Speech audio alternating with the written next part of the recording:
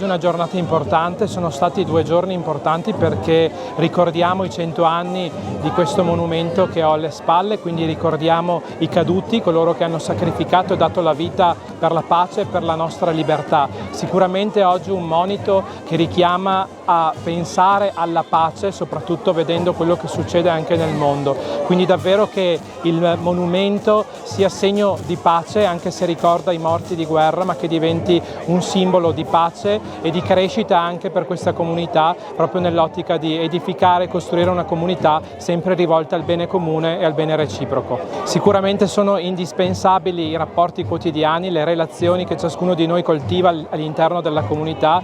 Alle volte immagino che le piccole guerre ci sono anche all'interno delle nostre comunità, delle nostre famiglie, piccoli dissapori. Ecco, forse è proprio da lì che dobbiamo partire nel nostro piccolo, cercando di migliorare, cercando sempre la pace anche di fronte alle difficoltà e alle piccole divisioni che si possono creare.